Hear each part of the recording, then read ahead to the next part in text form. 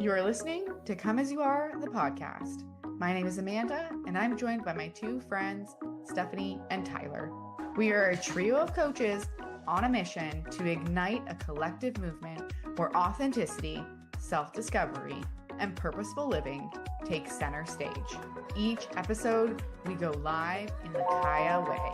Kaya is an open invitation to show up authentically and vulnerably. It's a safe space to allow ourselves to be worthy and enough now. It's a celebration of our individuality and diversity. So, welcome to the show. We're happy that you're here, and we invite you to join us in today's conversation.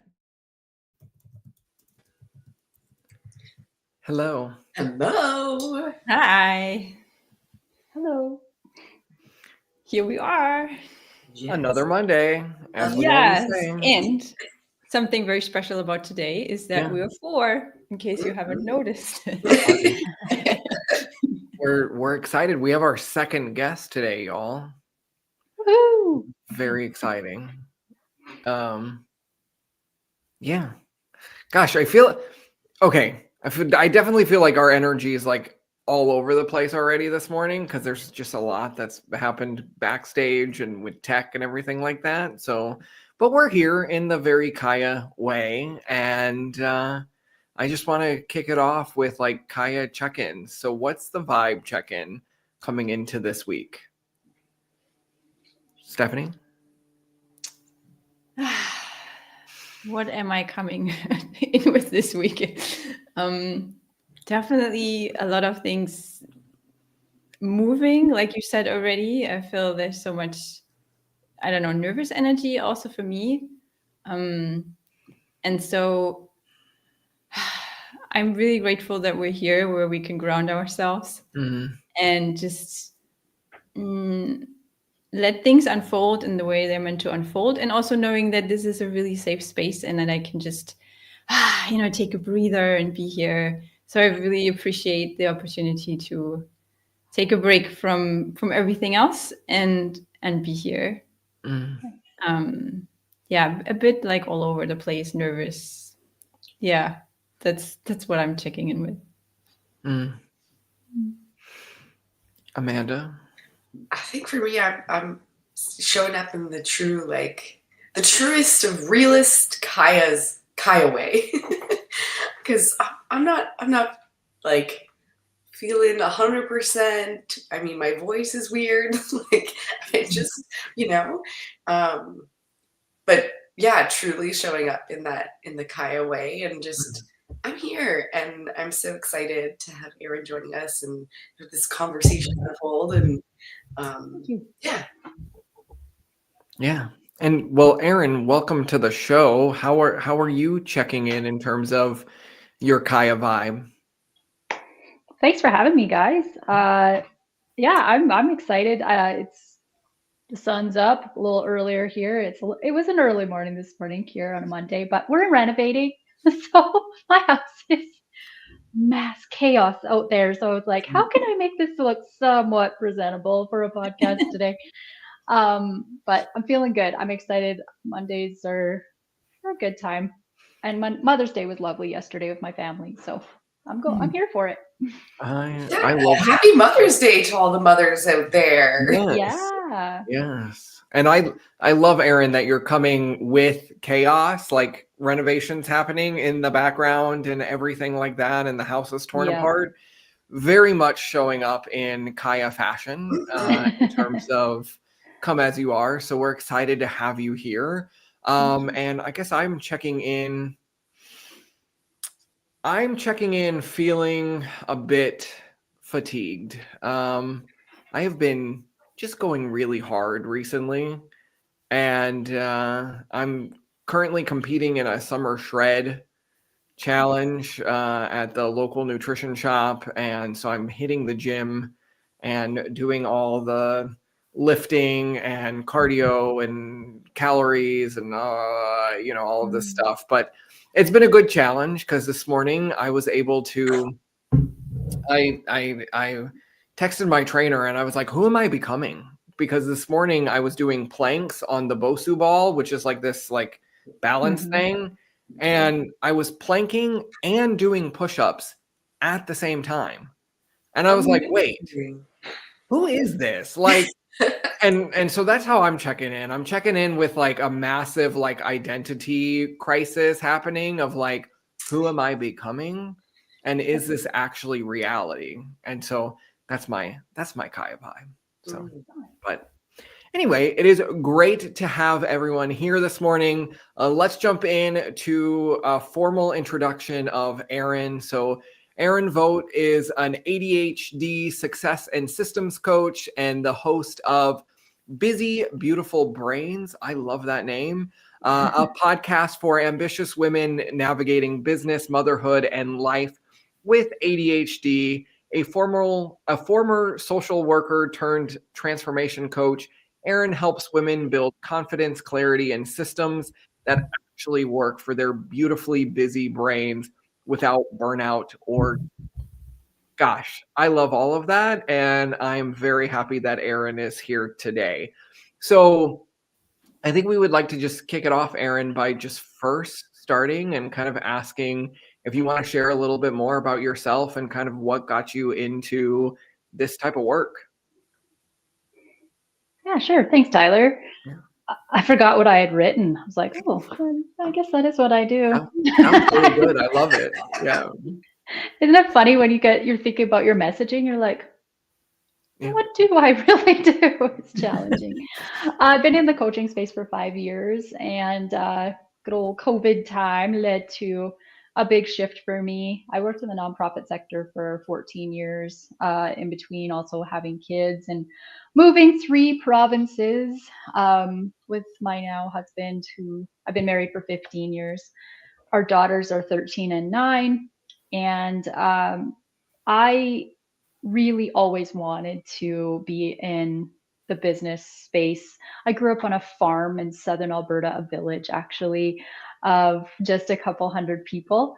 And so community was always really huge for me. And when I made it to the big bad city, I was in Calgary for 9 years, Winnipeg for 2, and we ended up in way northern British Columbia in this remote area, 12 hours from my family at one point. And I just went through a lot of adversity and changes, especially with my mental health. And I always knew personal development. I'm sure you guys are like this, where you're like, I don't sit and watch The Bachelor so much. I'm kind of like, hey, what's Jillian Michaels got going on? Or Tony Robbins, or you're like listening to webinars on, like, that's all you do probably, right? Podcasts, webinars, YouTube. And I was like, I'm a different duck. I just know that. And so what if I could make something of this? And during lockdowns, I actually took a stress leave from my job, you guys, my career in social work. I loved my job, had a really terrible boss, to be honest, and it led me into a stress leave. And that was December of 2019. Ooh, what and timing. I was like, what timing, right? And so by March, I had 2020 when all that happened. I mean, here I got 2 kids that are in preschool and elementary, and everyone's stuck at home. And I was like, I got this. I'm the rock of my family, because I had been going through some pretty intense therapy, but I'd also at that time hired my first coach. So I'd spent 20 years in therapy, guys. Didn't know I had ADHD till I did EMDR. I was 35 years old. And I just thought I was just meant to be a hot mess my whole life, being late and just not being consistent and having a victim mentality and all the things. And when I realized it was actually a real gift and I could hone that, I was like, you know what? I'm going to make the best of this lockdown. I'm going to go back to school at age 40. And I met the best people in my life online. Tyler was just telling me before we popped on here, he's like, how cool it is, that he got to meet you in person, Amanda. And I have so many online friends too, where it's like, so much intense deepness, and you go really, really deep below the surface with people, and you're just like, are you a real person? Like, we see the screens back here. And so that's just to say I love the online world. and I've met the greatest people. I think it's such a gift to be able to do this. And so I have an online business, and I'm no longer a social worker in buildings, but I also take my job very seriously as a volunteer in my church and just in our community and with young people, mentoring. And I definitely take motherhood a lot more seriously, I think, because I'm home now and I have that flexibility. And I take leadership really seriously. So I'll talk a little bit more about my leadership experience, because I really dove into the transformation you guys like head on in the last 5 years. So Yeah. I think all three of us can totally relate to that. Yeah. And we've just been like head first ever since. Like we haven't turned back. That's right. Yes, yes. It's Why would you? addicting. Right? Yeah, Yeah. it really is. Can I start by asking one particular question? First of all, I love that your shirt matches your wall. Like that is like commitment. I'm assuming it's your favorite color. I don't know, but it's like so cool. It's so corny. I know, but it is. I actually went with the branding of like hot pink, turquoise, black and white. Mhm. And I have a turquoise story I want to share with you guys later.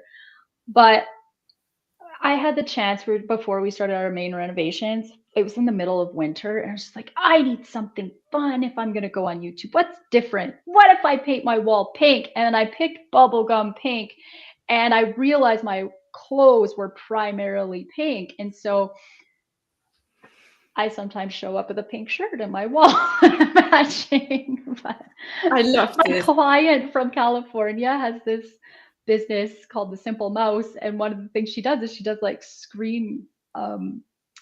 not screenshots, but what's it called, silk screening on shirts. And so she sent me this shirt with a squirrel on it. It says ADHD mom, and I was like, I'm just gonna wear that today. So. That was actually my other question. Like, does this squirrel have anything to do with your business? Like, where's the connection? So yeah, Megan. Megan is a friend and a client and all the things. She's wonderful. She's in California. Again, someone I've never met in person. But yeah, her business is called The Simple Mouse. And get this, she used to have a photography studio for many, many years. And then she started to become a VA for specifically photographers. And so I coached her through some of the systems around ADHD, not so much, but more around the confidence angle of it. And we've just been quite good friends ever since. And so she gave me this little gift the other day. So That's just so stickers and everything. Yeah. That is so cute. And is the squirrel, because I've worked with a client once, and she described herself as, I actually think she used the name Meg, which is ironic that your friend over here does the screen printing, but her persona was a caffeinated squirrel. Like this is the energy, and I think this kind of leads into the conversation around ADHD and the busy brain about how we sometimes feel like squirrels on caffeine, and we're just like like this all the time. And so I think I like that your shirt is a squirrel, because I think ADHD is very much squirrel energy. Would you kind of agree with that? I would. I'm not one that totally likes or dislikes stereotypes, you guys, but I find from a branding perspective, it's interesting what I see people doing. And at one point I thought like just calling it the Squirrel Mom podcast, but then I was like, I want it to be taken a little more seriously. But I do resonate with squirrels, because I mean, there's some sort of movie, I think it's the movie Up, where they're like right in the middle of something and he just stops dead in his tracks and he's like, squirrel. And it's like, it runs across, because that's what happens with our thoughts. So I do have high functioning inattentive ADHD. So even though I am like fully attentive right now, I will tell you that my mind will be darting off to like different things, right? Even though I'm present in the moment, I'm a very good hyper focused listener. But what can happen is that no matter what we try, our mind is darting.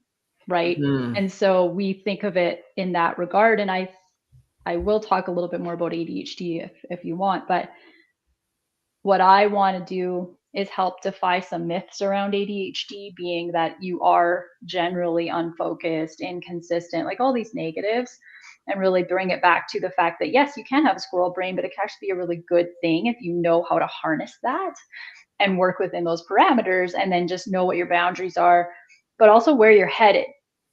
Because you can be very, very effective if you're fast like a squirrel and you're out there, collecting things. And there's different components to having a speedy, busy, I call it busy, beautiful brain, and still being very effective in what you do.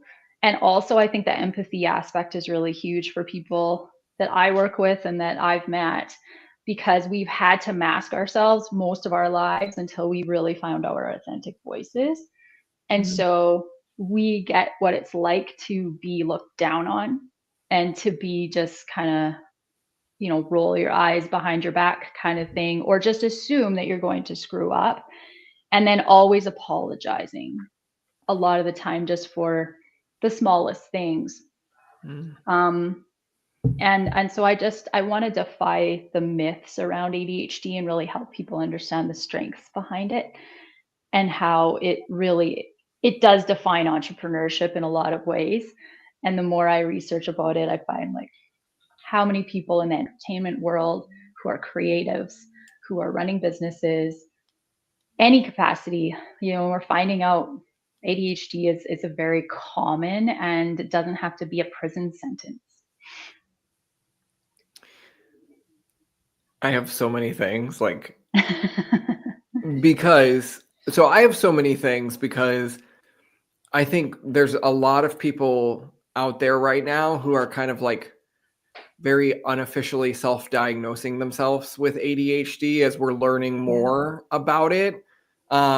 Because I think for me, my own journey through entrepreneurship and life, like you start to understand these patterns, and you start to understand like everything that you're talking about, where I can be like hyper focused, and yet in the back of my mind, like it's racing a million miles a minute, and I'm thinking about like 14 things over here and 20 things over here, and but yet I'm super present. And actually I have been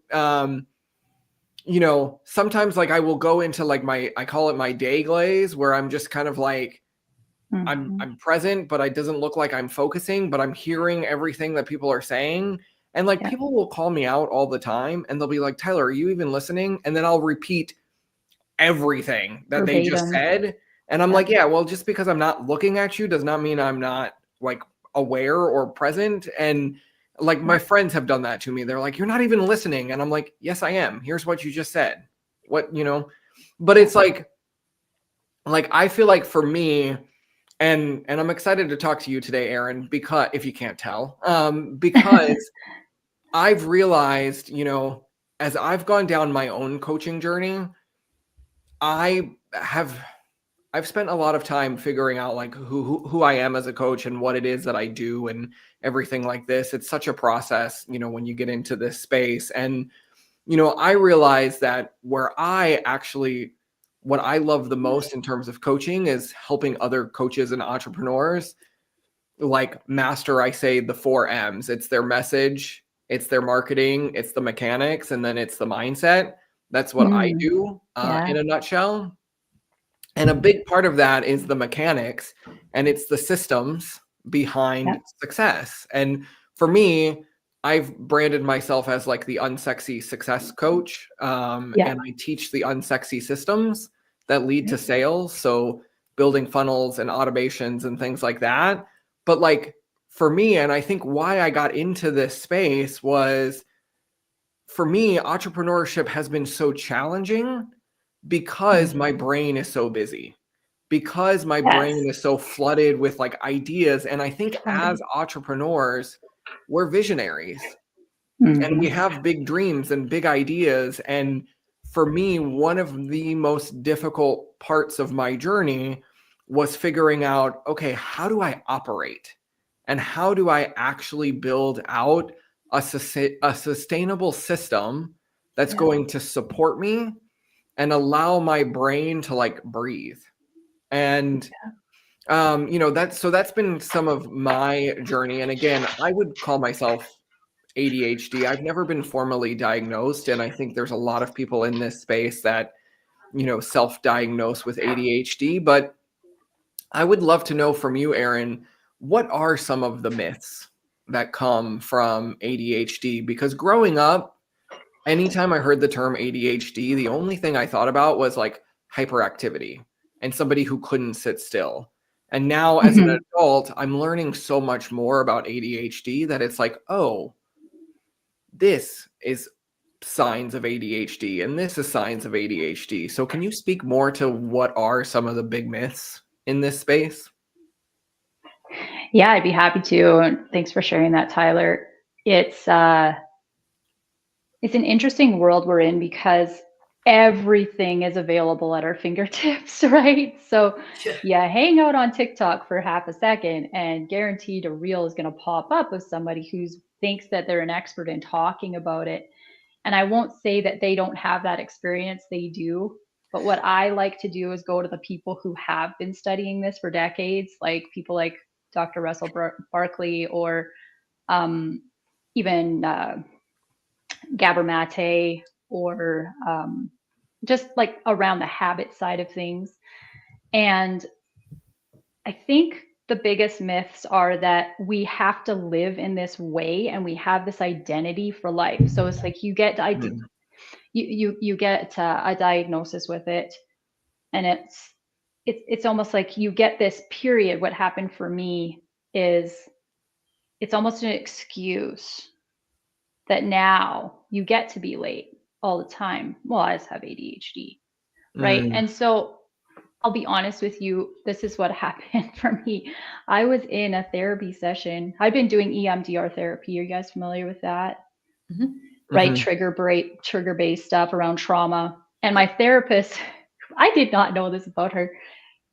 One day I was just saying, I'm like, I don't know, I said some smart ass thing. And I said, oh, that's just my ADD talking. And I'll never forget it. I've been working with her for almost a year. First time she did it, she closed her book, uncrossed her legs, looked me square in the face and said, hey, Erin, have you ever considered that? And I said, actually, I have, but I was too afraid to say it out loud because in my head, I was thinking about stigma. And she goes, you don't know this about me, but I actually work in the school system on the side. And a main part of my job is helping assess ADHD in schools for kids. She says, I can walk you through a process and we can figure this out and just see. So I didn't have to go through an official, like major diagnosis process. It was more like, hey, we're going to sit at a computer and see what your attention span is like, and also the effectiveness of it. So it was kind of funny. It's like one of those tests where you sit down and you're like, she had me do this. And I mean, she's a PhD, so I went with it.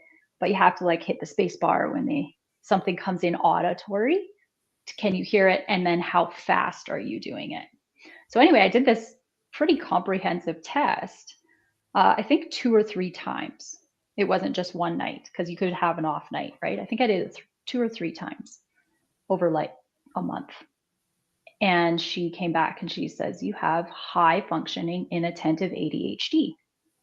And what that means is that you have the ability to function, no problem. You can be consistent. You can show up on time. You can do all these things. It's just that much harder because your mind is going in multiple directions all at once. Your emotions are affected by it. The level of sleep that you get is affected by it. Your health habits are a big part of it. But you're not super hyperactive. So the H part in ADHD is always funny, but they don't call it ADD anymore. That's what I've recognized. So in all the literature that I'm reading, like ADHD 2.0 and Driven to Distraction are some of the best books. They have had multiple names for this over the generations. Like, you should research it, Tyler, and just go back and be like, what they used to call it. It's like horrible names. Like, very deficient. Not even deficient is the word, isn't the worst word. Like, they're really bad names about it. And I would listen to the Penn Holderness from the Holderness family. You guys like them? I know who that is. Yeah. The videos are incredible about their family and how he could write those songs, how they could come up with the videos they do. And so that basically got me through COVID lockdowns. It's like, and then when I found out he was writing a book called ADHD is Awesome, I was like, yeah, it actually is pretty awesome. And I learned a lot more about it. So when I went headfirst into researching about this, it wasn't just because I wanted to just see what was going on with me. I actually was like, you know what? Everyone needs to hear this information, especially moms and women, because I went through postpartum depression hardcore with both my daughters. I also went through a horrific birth experience where I almost died. And I was treated very poorly in the sense of, like, I didn't know how to advocate for myself. My confidence was always about to a level of here, but I could stand up and get up on a stage. I could public speak. I could show up and do stuff for other people, no problem. But at home, I was drowning in just a lack of identity and anxiety and depression that led me to the hospital at one point. And I think that ADHD gets laughed at a lot. I think it gets mocked and snided at, but I also think it's starting to be more respected. It's just that the people that have it need to have leadership built into it if they're going to be talking about it.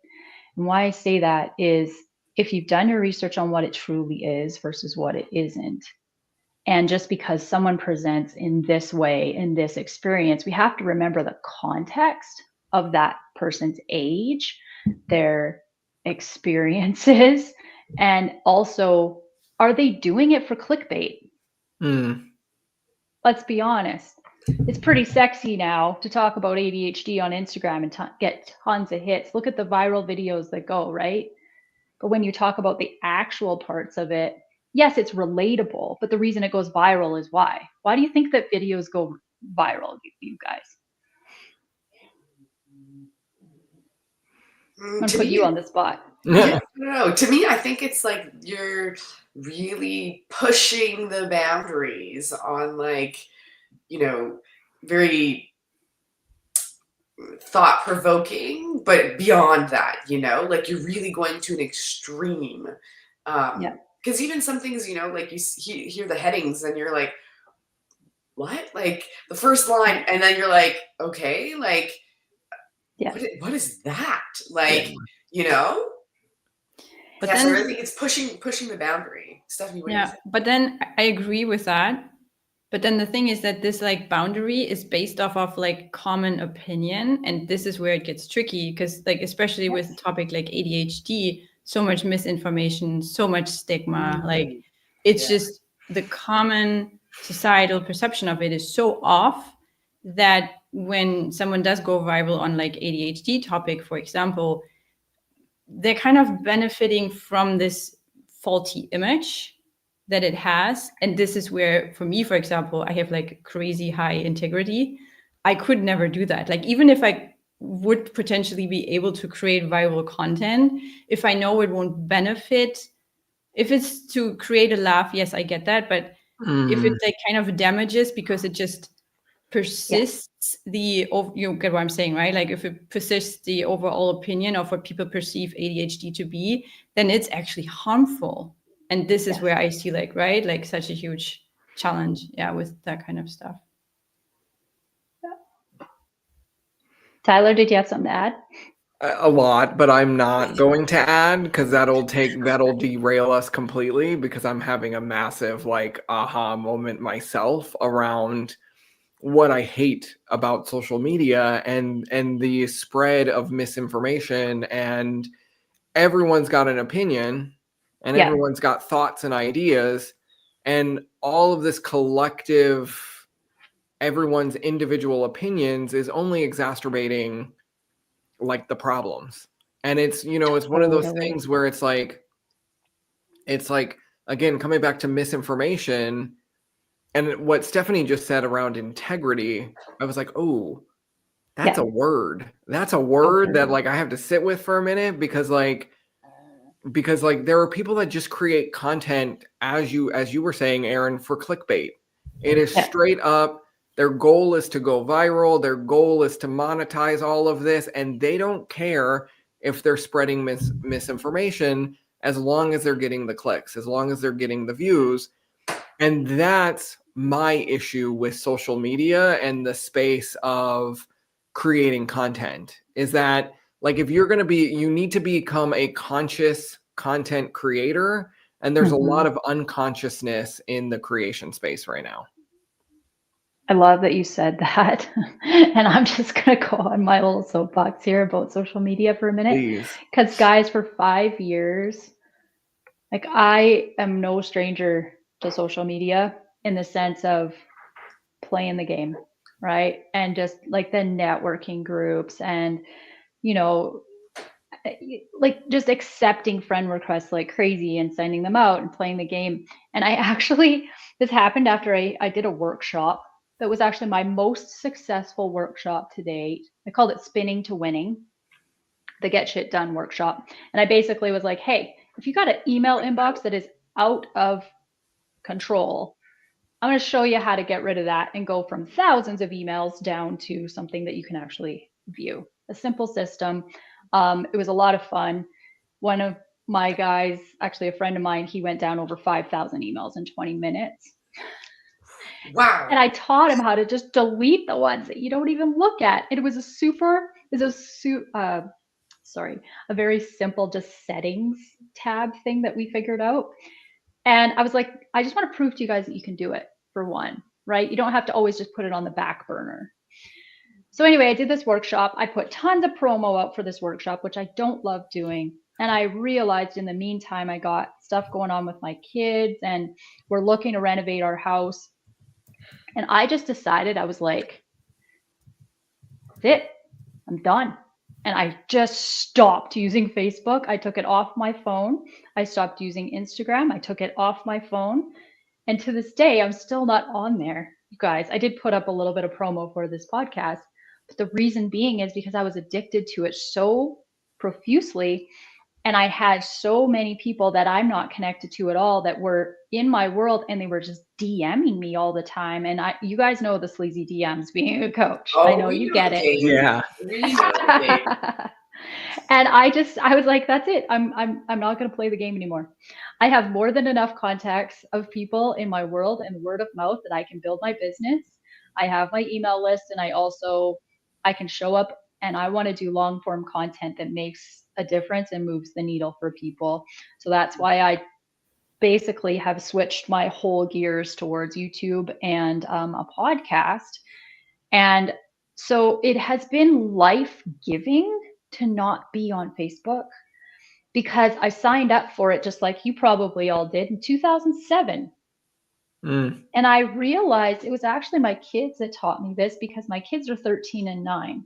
And the shift that is going on with young people right now, I'm not sure if you've heard about this or you recognize it maybe yourselves, but there is a whole bunch of people that are just kind of like, we see what has happened to society. The lack of connection, the lack of actual personal connection because of tech. My daughter is 13, and I find that they're not sitting there on phones all the time. In fact, my daughter only uses it just to text. We don't give her Wi-Fi in any capacity. She has really no data plan. It's basically if she can text me and her friends.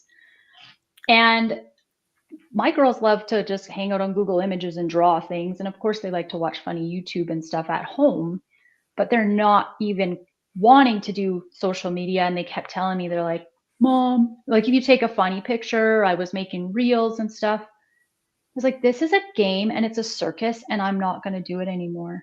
So I actually just stopped cold turkey. And a lot of my friends are like, And I said, I didn't go anywhere. You can DM me any time you want. I will gladly do it. But if you're not someone in my circle, I don't need to be on there. So many transitions have happened for us in the last 6 weeks. Like, we're renovating the heck out of our house. And my daughters are competitive cheerleaders. And we're now done that after 6 years of being like head first into it. We're done. And so like all these transitions are going on.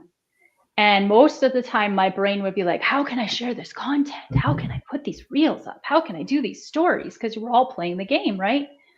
And I am like, my 4 friends get to see this text message from me that's a picture of me and my girls at our gala last weekend. I don't need everyone to see all my stuff, and I don't need to see birthday cakes online. Like, I don't need to be spending my time doing that.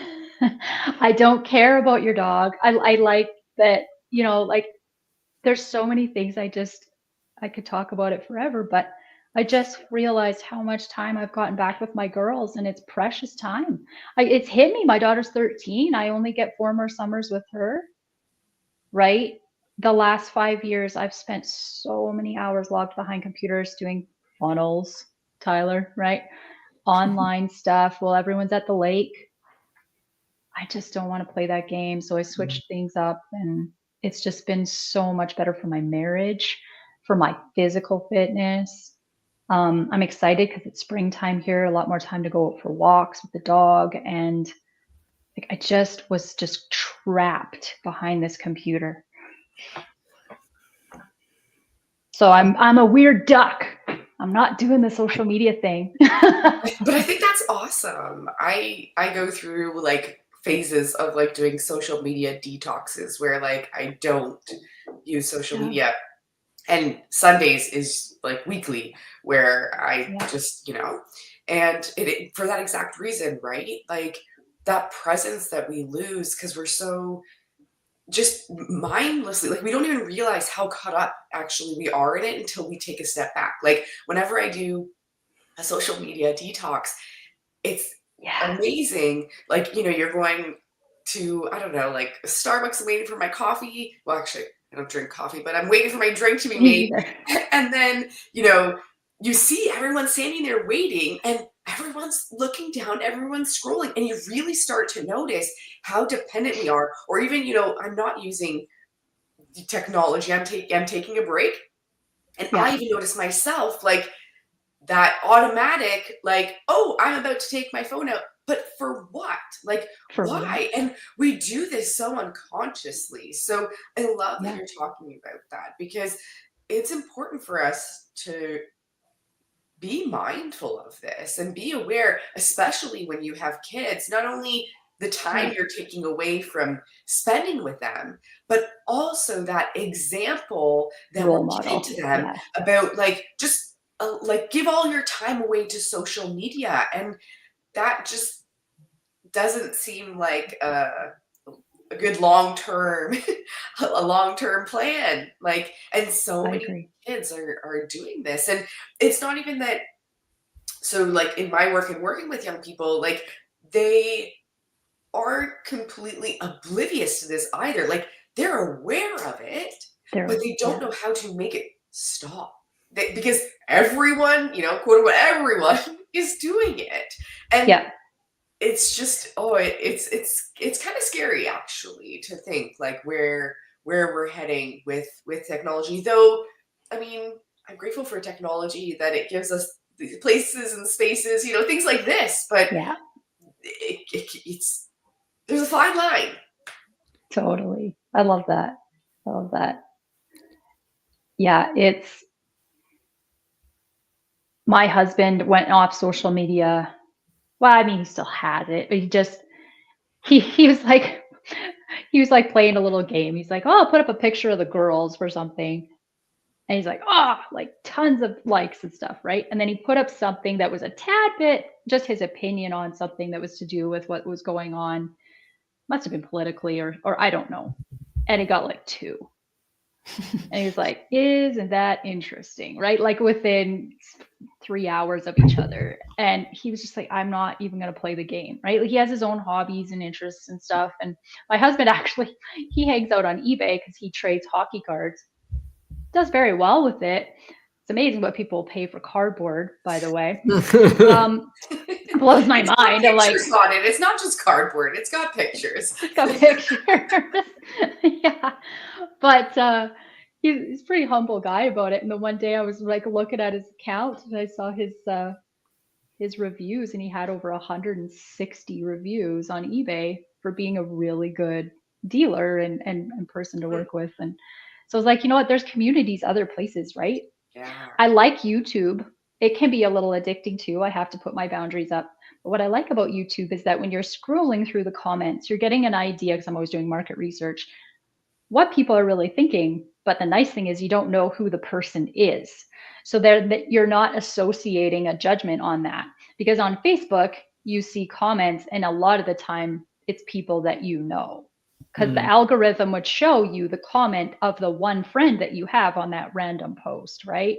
Or if it was stuff that your friend group had, and you would see comments like, you know, just like a local group or something, it's fine to see that. I have no problem with it. People are allowed to share their opinions, and I did it all the time. But it was changing the way that I saw my own life. It was changing my perspective on how I parent, how I coach, how I run a business, how I'm in a marriage. We're all influenced constantly. So for busy, beautiful brains, that's one of the things I'm trying to help do, is simplify the chaos. And one of my favorite things to do is let's just get rid of the digital clutter and then organize it in a way that is digestible. You know, you don't have to go cold turkey like I did. That may sound really hard for some people, but I did do it during a depressive episode. And I remember Mel Robbins gave me the permission in the 5-second rule. I did it for 4 months. And I just remember thinking, I found an old journal entry, must have been about it. And I was like, oh yeah, that's what it was like to not be chained to this thing. And it was, I just keep using the word life-giving when I'm talking about it right now, like just with friends and peers. Like, you have nothing to lose. I mean, and all of my business, you guys, I don't know if you noticed this, but all of my business came from the DMs. Every client that I've ever enrolled, I looked back and I'm like, because I was tracking it, because I have time to track things now. Novel concept. I was like, hey, I got this person. Yes, it was from a Facebook community, but we were friends before, and we'd already been chatting in the DMs, and I thought of her, and that went to that. And that's like either a text message, a phone call, or the DMs. It was not because of my content having to be consistent and putting out blog posts and because of a fancy website. It was because of the connection that I'd made. Maybe I showed up to a networking thing and we'd had a podcast swap or something. I don't know.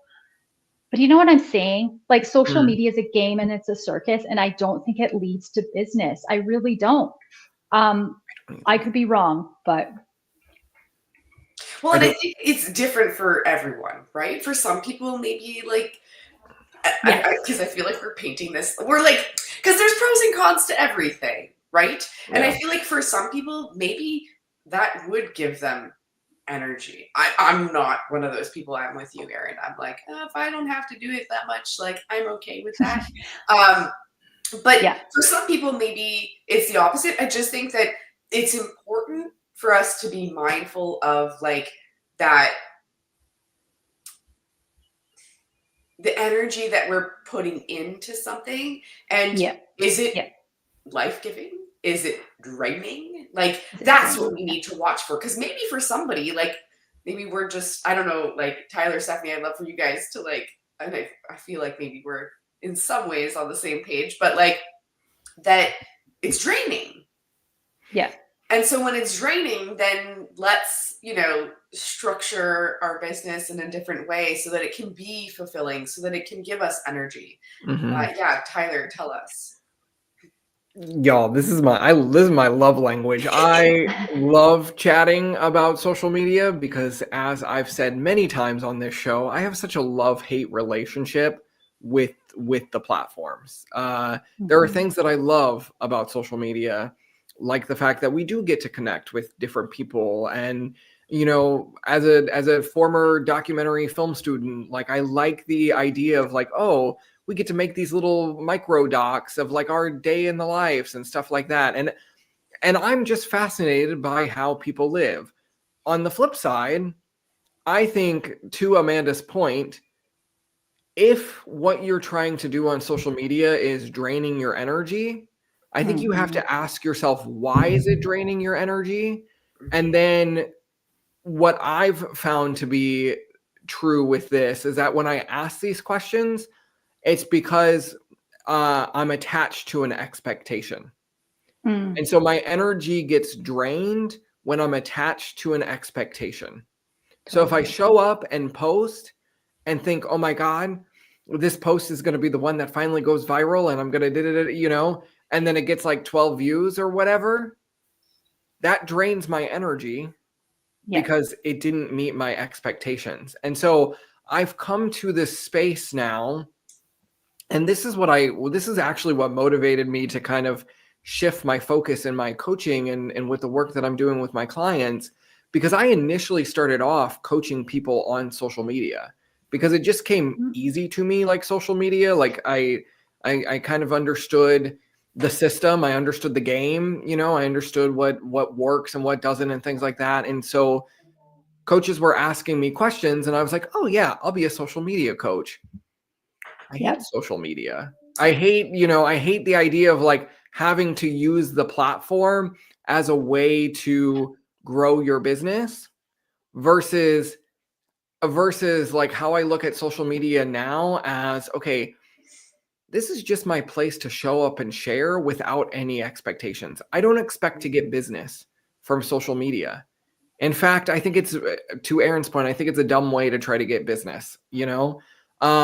I show up on social media because I have thoughts to share with the world and I have things that I want to, give to the world, and if things come from that, that's fine. But like, I don't have my expectations anymore as like, this is the main driver that's going to grow my business.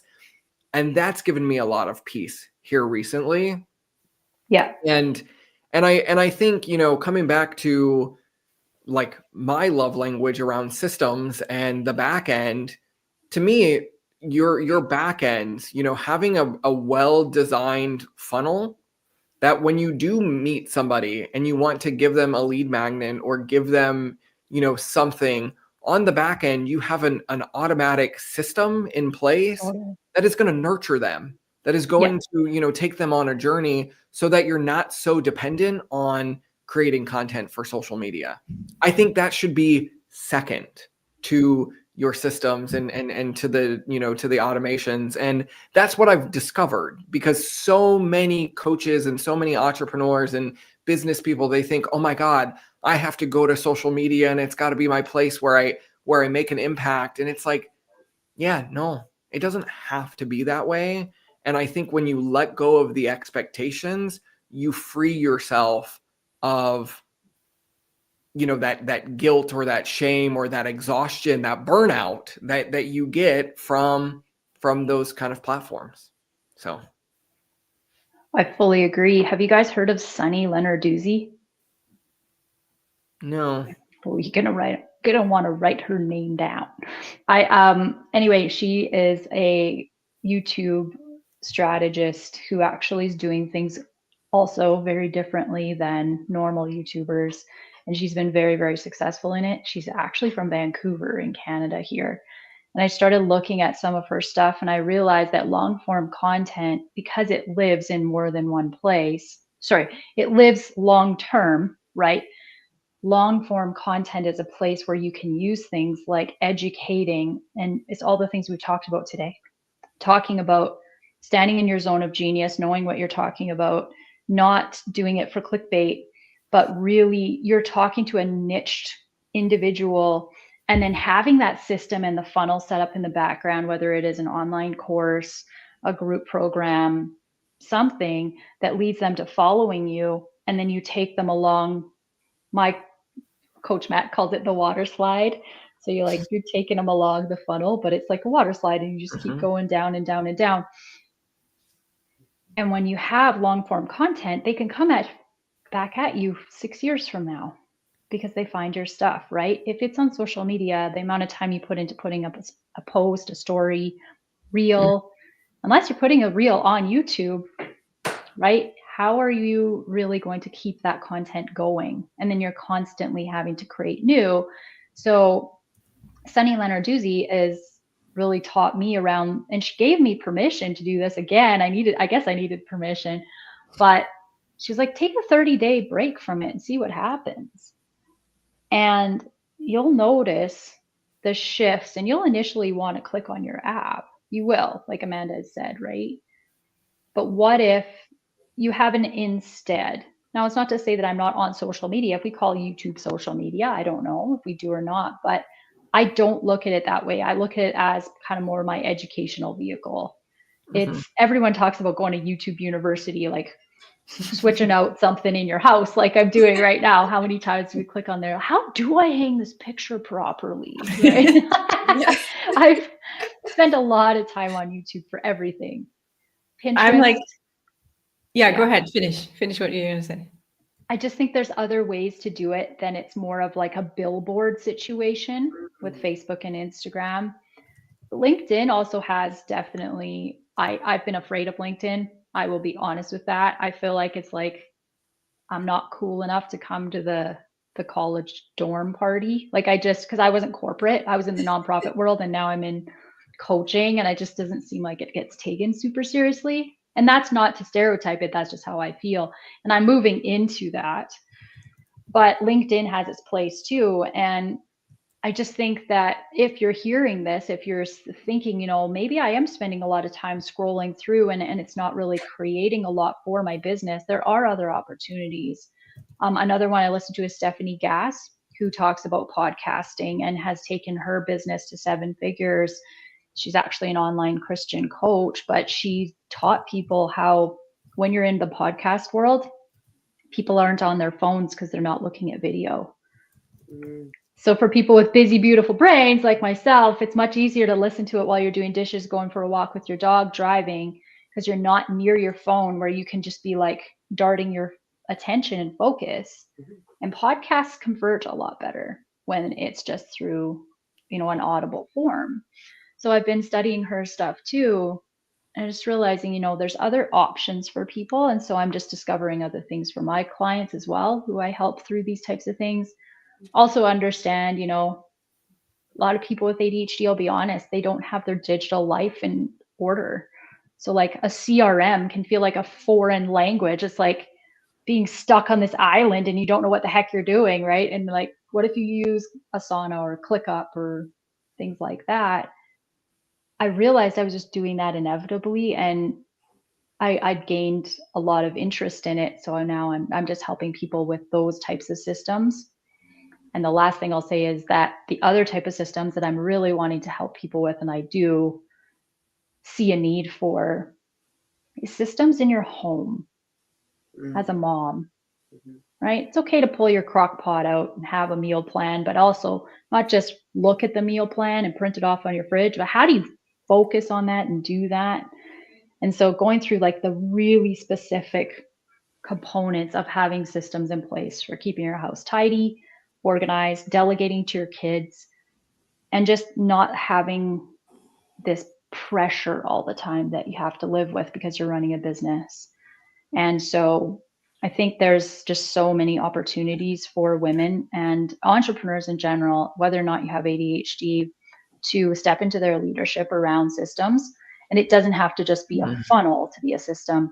It's all the components of consistent habits and taking on, lessening the chaos around you. That was a big soup, guys. I don't know if that made any sense. We love big soups, absolutely. What I was wondering, and maybe that's like the last thing we can dive into, because even from what you just shared, like helping ADHD moms, like just at home with parenting and organizing households and stuff. I mean, I feel like just that topic alone, like let's take a good 3 hours to cover that. But we are short with time. And so my I guess the last thing I want to ask is, I love that you opened the first time you spoke about ADHD here today, you said it's a gift. Mhm. And now I feel like we talked a lot about like the challenges and how that maybe can play out in daily life. But I'm wondering, why do you consider it a gift? Like, why is it a gift for you? A great question, Stephanie. Thank you. I consider it a gift because I'm able to, in the middle of a coaching session, just one example, a book that I read in, say, 2012 is sitting on my bookshelf. And I'll remember something from that was like a key takeaway. And I'll be in the middle of a coaching session. I'll be like, wait, hold on. I know why I'm bringing this up. And I'll go and grab that book and I'll be like, the compound habit, this is what this is for. And I would like pull it out and I'll have highlighted it 12 years ago. I'm a puzzle maker. I'm a jigsaw puzzle creator. And my husband, I can guarantee this, he is an analyst with a very linear brain. He follows recipes well. He's not darting over here and trying new things. My daughter, who is also beautiful, busy brain, my youngest, who is 9, we are creative and zesty and all over the place, and it makes it a gift because it's fun, it's spontaneous, but it's also so outrageously creative. It's different, and when you see it in that capacity as like, this is your zone of expression, this is your zone of genius, and the fact that you're able to put that thing that you learned in 1998 together with what's going on in this moment, that's how movies are made, guys. That's how documentaries are made. That's how, houses are built. That's how, designs are made and books are written. Is because there's such a variety of thought, and because there's no linear way to getting there, I think that's a gift. In some ways, it's a hindrance for sure when you're driving and you might get lost where you're going. Directions aren't my biggest forte, but that's a linear path, right? But if you say, I need you to write a eulogy and I'd love you to speak on this, which I've given eulogies for all 3 of my grandparents, I was able to just put together a life story within a drive home on the spot that all rhymed, and it was a poem about my grandpa's life. And I've always had this like weird gift. I was like, why do I get to rhyme words? Why is that my thing? That doesn't pay the bills. What the heck, come on, God. But then I realized, I'm like, no, those are gifts. Like, I can harness that, right? My kid's in a complete meltdown over here, and I pull out something that make it like a dance party, or there's glitter or whatever. Spontaneous action, and also not being afraid to be vulnerable. I think when you live in the world of ADHD, you understand emotional intelligence, and if you study it, you are going to be a force to be reckoned with in the coaching space. You're also going to be a force to be reckoned with in any relationship, communication, because you know what it's like to be looked down on, and you've masked most of your life, pretending that you do know what the heck you're talking about or what someone is saying to you. So that's a gift. That's a gift to be able to have that brain busy, but also very effective in the moment. And I've met so many incredible people. The last client I worked with was 60 when she got diagnosed, you guys, and she was a prison guard, went back to school at age 50. Wow. And had the most incredible stories around, just life and how do you manage, adversity. But because she studied leadership and really went down that path of owning it rather than being a victim of circumstance, it became her gift. I just want to take a moment and just say that out loud, that the way you were describing this just now, how that's a gift. like I got goosebumps like 10 times. I was sitting here and I could really watch your inner light like shine so brightly, like it was like lighting up the whole universe. So Oh, I'm so glad I asked that question. And thank thank you. you. Like, oh, I feel so warm and fuzzy right now. I don't Like, even know what I said. I was like, I probably make no sense. I don't know. like Sorry. you Thank you you, can take Stephanie. this straight to your next speech. Like, it was so beautiful. So thank you. Thank you. I would I would love to like I think wrap this up with like what are our takeaways from today's conversation since we had a guest on? Like what is the gift that we are leaving with today? I think to me, it's the importance of the language that we give to things. Because we could look at things from like the perspective that we take, right? Like we could look at this as a blessing or a curse, and what gets to happen when we focus on the blessing. Beautiful. Love that. What about you guys? Stephanie, I know you're a processor. So do you need a minute? 'Cause I'm still thinking. Do you Okay. also need time? Okay, I got what I'm taking away. I think what I'm taking away is Erin was talking a lot today about like systems and getting, like learning how to make your busy, beautiful brain work in your own way. So it's this idea of like, there's no right or wrong system to success. And it's about the individualization and then the implementation of those systems. And again, making it work for you. Like there's so many different paths that you can take in terms of operations. And for me, that's what I love about systems and these back end mechanics, as I call them mechanics. But it's this idea of like every single person has a different operating system. And we have to find that and then honor that and then own that and let that just be the beautiful, sometimes chaotic mess that it is, without the guilt or the shame that's usually attached to that. So that's my gift that I'm taking away. Thanks, Tyler. It's Yeah. awesome. My gift is just being able to listen to this conversation and particularly hear you, Erin, talk about like how you went through this journey with social media overall and really honing in on this how it